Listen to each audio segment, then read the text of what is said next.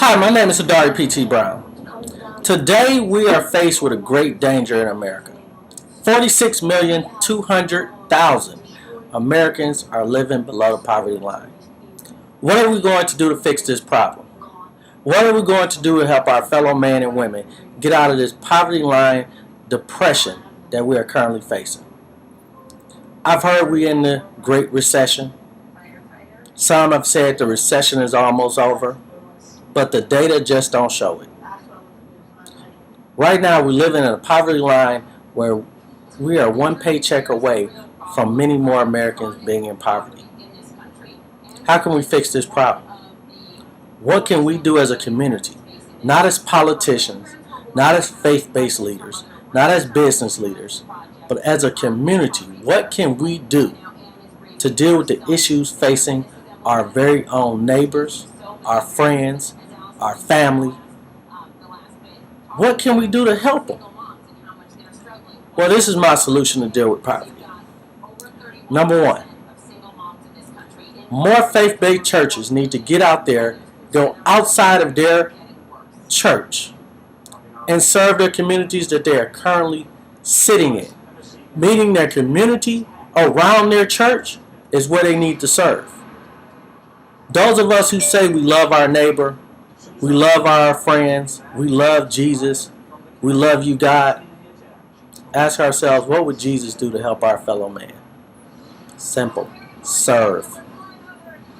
Help someone else less fortunate than you, if you can.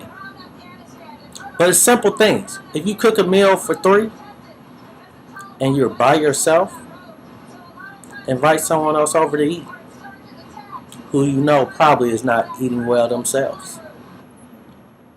Me and my friends usually get together every now and then and we share a meal. My own roommate asked me many times, why do I cook a meal for like 8 people? And I always tell him I came from a big family. And I know it's somebody that we know, if I tell them I cook, they will come over. Even when I was in college, I helped many of my roommates and friends eat because I was blessed. I was blessed to have tons of food in my apartment. So I would say, hey, come over, I cooked something. Just come get a plate. Because many of my friends did not have the opportunities I had. They were not on full ride scholarships. They were barely making it from day to day trying to feed themselves.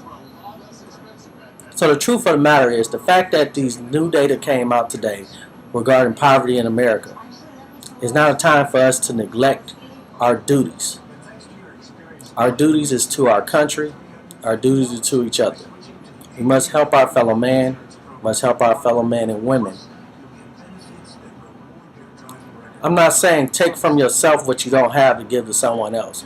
But if you know you're living pretty good, help someone else who's not living pretty good right now. Help them. Help them, I'm not saying always monetarily. Help them with some clothes, some food. We all can look at our closet and take a couple of shirts and pants that we don't wear no more, and we can easily give it to Salvation Army.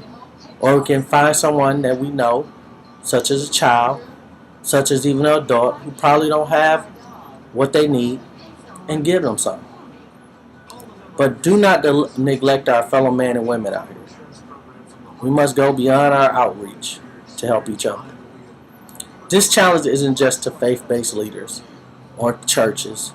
It's to business leaders. It's to ordinary men and women every day who work from 8 to 4, 9 to 5, or whatever graveyard shift you might work. If you making it and you know you living a little bit better among your means and needs, and you know someone else around you is not living as well, help them. Don't be selfish. Help each other. I'm Adari P.T. Brown, and this is my perspective.